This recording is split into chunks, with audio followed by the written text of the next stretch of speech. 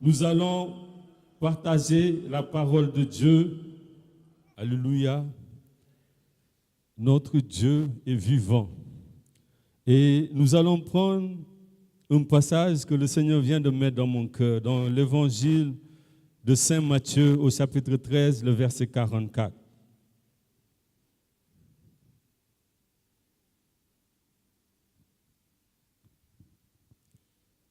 Le royaume des cieux est encore semblable à un trésor caché dans un champ.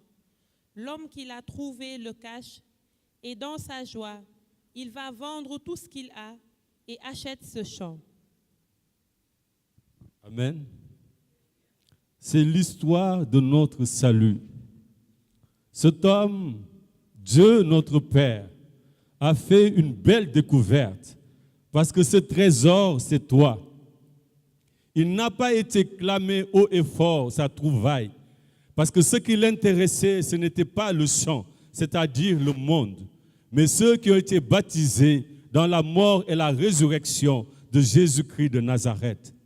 Il vend tout ce qu'il possède, c'est-à-dire qu'il livre son fils Jésus-Christ de Nazareth sur le bois de la croix, afin que tu aies la vie et que tu l'aies en abondance. Alléluia.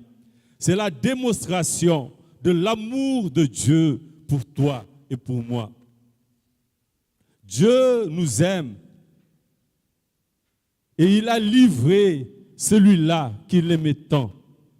Il a livré son fils Jésus-Christ de Nazareth. Bien souvent, nous avons entendu parler de la passion du Christ. Nous avons regardé même le film de la crucifixion. Et par compassion humaine, nous avons déversé des larmes de ce qu'un homme pouvait être brutalisé de la sorte. Mais quand l'Esprit de Dieu vient nous convaincre de ce qui est en train de se passer, nous comprenons que c'est l'histoire de notre salut, que ce ne sont pas les clous qui ont retenu Jésus-Christ à la croix, mais l'amour qu'il a pour toi. Et le passage du thème de cette année, tiré du livre de l'Apocalypse, au chapitre 1, les versets 18 et 19, la parole déclare: Je suis le premier et le dernier, et le vivant. J'étais mort, et voici je suis vivant au siècle des siècles. Je tiens les clés de la mort et du séjour des morts. Écris donc les choses que tu as vues, et celles qui sont, et celles qui doivent arriver après elles. Alléluia. Est-ce que nous pouvons acclamer ce merveilleux passage?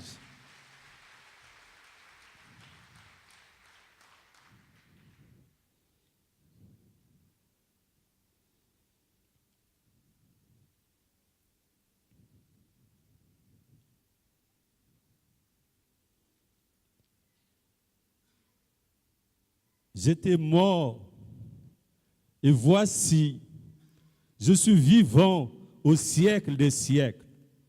Je tiens les clés de la mort et du séjour des morts. Écris donc les choses que tu as vues, et celles qui sont, et celles qui doivent arriver après elles. Ce passage de l'Écriture traduit véritablement ce que le livre de l'Apocalypse lui-même veut dire. Apocalypse vient du mot grec apocalypsis, qui signifie dévoilement, révélation. Et le Seigneur est en train de se dévoiler à son Église. Il est en train de se révéler à son Église. Il parle à l'apôtre Jean et il lui dit: écris ces lettres aux 7 églises. Quand nous voyons le chiffre 7 dans la Bible, il l'évoque, il fait allusion à la plénitude. Et quand on nous dit que ces lettres sont adressées aux 7 églises, cela veut tout simplement dire que ces lettres sont adressées à l'Église de Dieu, au corps du Christ. que ces lettres sont destinées à l'Église tout entière.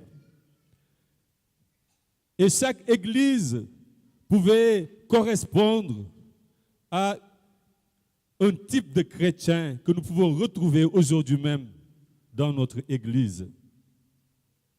Et voici donc que Jésus se révèle comme étant celui qui est l'alpha et l'oméga, celui qui est le premier et le dernier, celui qui est au commencement et qui est à la fin de toutes choses.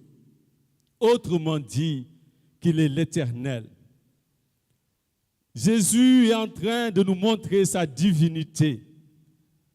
Il nous montre qu'il n'est pas seulement le Fils de Dieu, mais qu'il est aussi Dieu.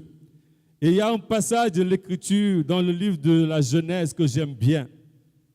Au commencement, Dieu. Alléluia. Jésus-Christ est l'alpha, il est l'oméga. Il est au commencement de toutes choses. Et par la bouche de l'apôtre Paul, de l'apôtre Jean plutôt, le Seigneur veut nous donner des révélations. Mais en ce soir, je voudrais, avant que nous puissions accueillir les paroles de l'apôtre, que nous puissions un instant méditer sur la vie terrestre de Jésus-Christ de Nazareth.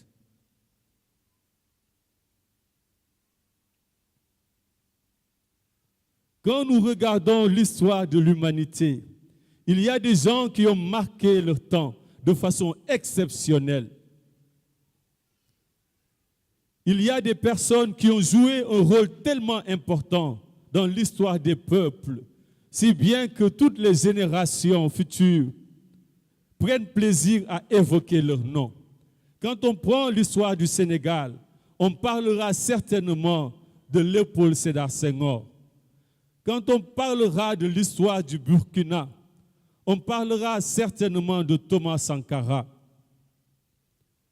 Mais bien-aimés dans le Seigneur, en cette nuit, je veux également parler d'une personne qui a marqué l'histoire de l'humanité d'une façon unique, Jésus-Christ de Nazareth. On nous dit que Jésus est né à Bethléem et il a grandi à Nazareth. Il vient confirmer la prophétie du prophète Michée qui dit au chapitre 5, le verset 1, « Et toi, Ephrata, le moindre des clans d'Israël, c'est de toi que me viendra celui qui doit régner. » Et nous voyons que Jésus-Christ est là.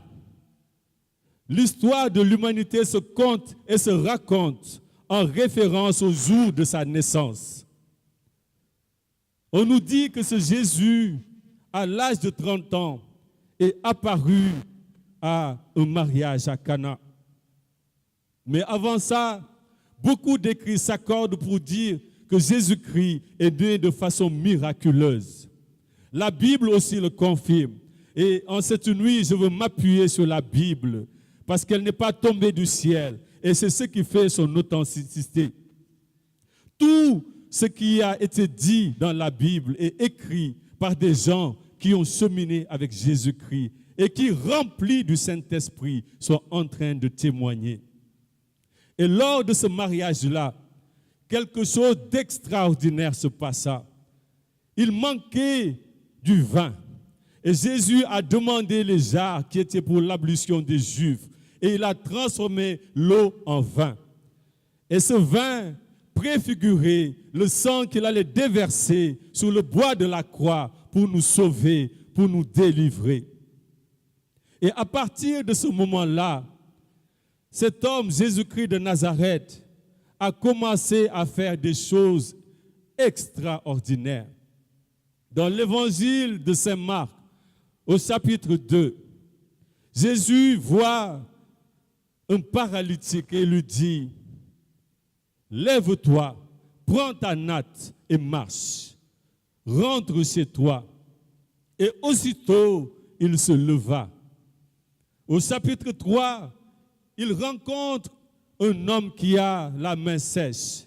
Il lui dit, étends ta main. Il l'étendit et il fut guéri.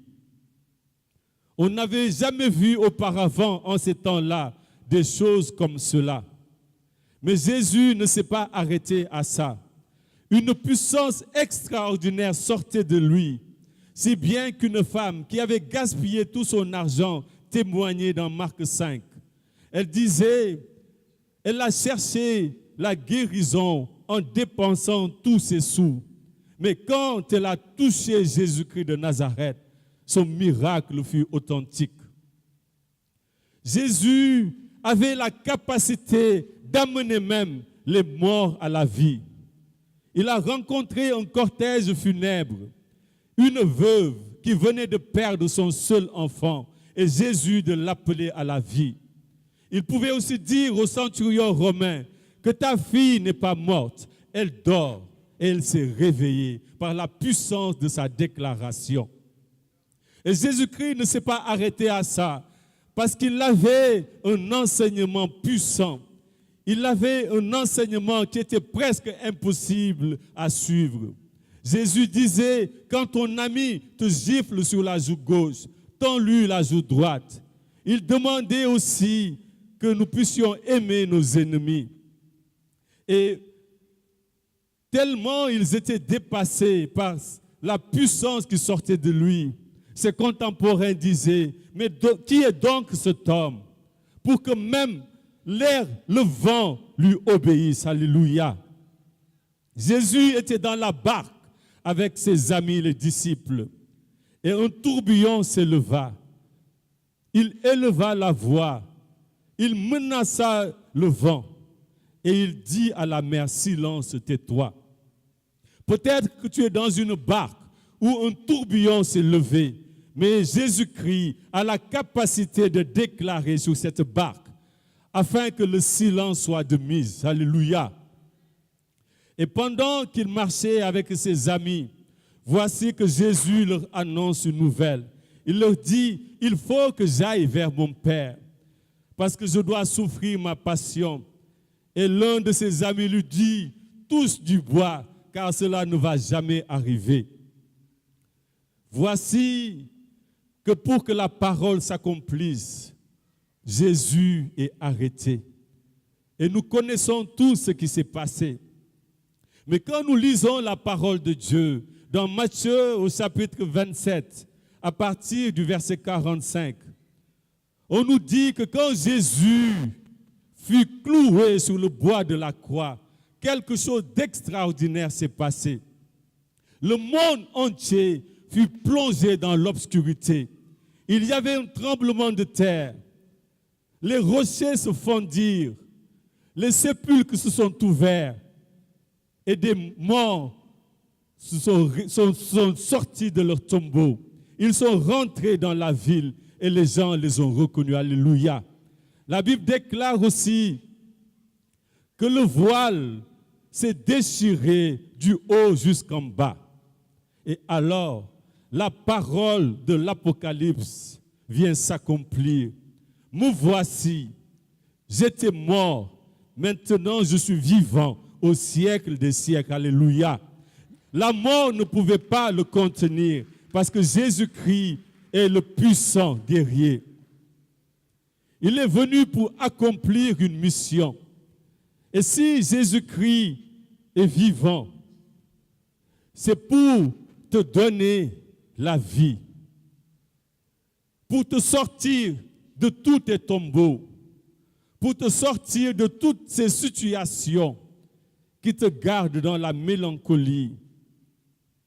Si Jésus est vivant, c'est un message d'espoir pour nous, parce que cela veut dire, de la même manière qu'il est revenu à la vie, il a la capacité de nous sortir de nos prisons et de nos tombeaux.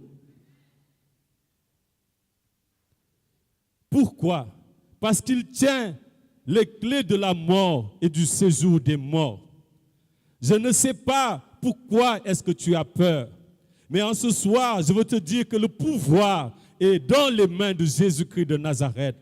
quel que soit le sorcier, le marabout, l'occultiste qui se lève contre toi, la puissance, l'autorité est dans les mains de Jésus-Christ. Bien plus, il t'a conféré cette autorité parce que la Bible déclare que Dieu nous a donné le pouvoir de marcher sur la tête du serpent, du scorpion et sur toute la puissance de l'ennemi et que rien ne viendra à nous nuire.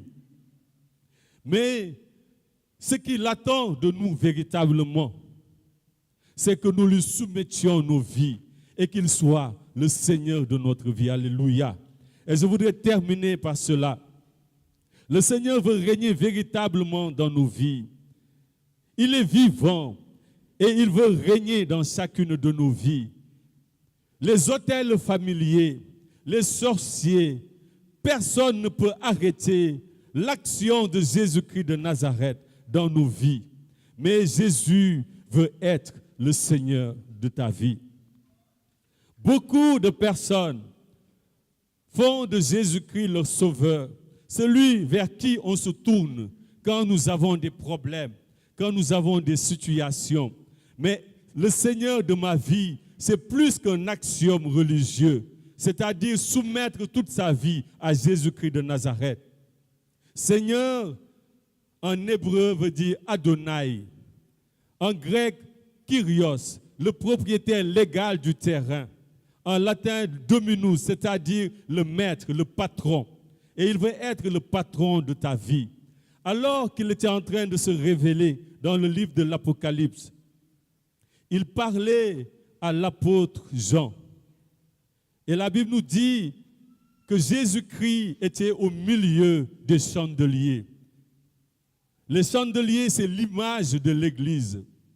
Et pour que les chandeliers puissent briller et donner de l'éclat, il faut que l'huile soit alimentée. Jésus-Christ est la symbolique de l'huile.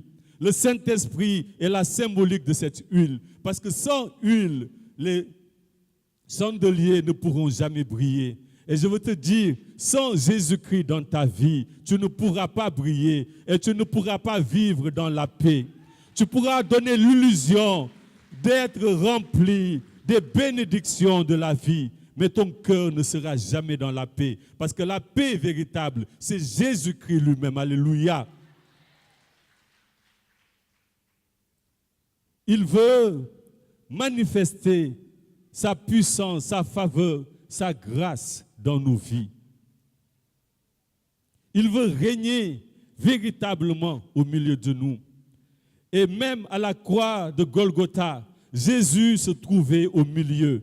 Il n'était ni à gauche ni à droite des brigands, mais il était au milieu.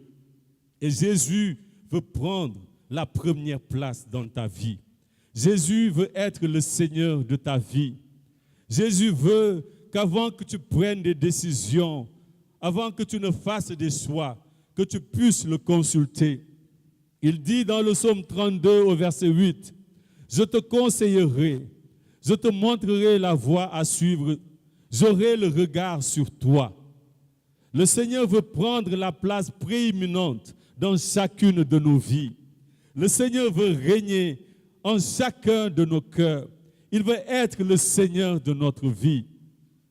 Comme il était au milieu des chandeliers, comme il était au milieu à la croix, en cette nuit, il veut manifester sa grâce. Il cherche des cœurs qui sont enclins à l'accueillir. Alléluia. Il est vivant. Il a les clés de la mort et du séjour des morts. C'est-à-dire qu'il est celui qui a le pouvoir de vie, le pouvoir de mort. Tu n'as pas besoin de craindre les menaces d'un homme. Tu n'as pas besoin de craindre les menaces d'un occultiste. Parce qu'il y a de la puissance en Jésus-Christ pour te délivrer et pour te libérer. Il n'a pas changé. Et en cette nuit, nous voulons nous tenir debout dans sa présence pour lui dire que nous aussi, nous voulons tenir cette clé. Cette clé, c'est la clé de l'adoration. C'est la clé de David. Avec cette clé, tu ouvriras et personne ne pourra fermer. Tu fermeras et personne ne pourra ouvrir. Alléluia. la clé de l'adoration. C'est pourquoi en cette nuit, nous voulons encore l'adorer. Est-ce que nous pouvons nous tenir encore debout dans la présence de Dieu pour lui dire combien est-ce qu'il est grand, pour déclarer qu'il est vivant au milieu de nous et qu'il règne dans nos vies? Est-ce que tu peux commencer à élever la voix pour lui dire tu es le roi de gloire? Et je crois qu'en cette douce nuit que tu viens régner dans ma vie. Alléluia. Est-ce que nous pouvons commencer à élever la voix dans la présence de Dieu pour parler à notre Dieu? Nous ne sommes pas venus à un concert, mais à une célébration. Le cœur nous aidera, mais nous allons élever la voix dans la présence de Dieu parce que l'autel est déjà dressé et le Seigneur veut nous faire du bien en cette douce nuit. Il a déjà commencé à nous visiter, à toucher des vies, à guérir des personnes au milieu de nous. Mais nous voulons tenir la clé de l'adoration pour le provoquer davantage, afin qu'il libère sa faveur et sa grâce dans nos vies, parce qu'il est vivant et il règne dans nos vies. Oui, nous te bénissons, nous te célébrons en cette douce nuit. Alléluia. Alléluia.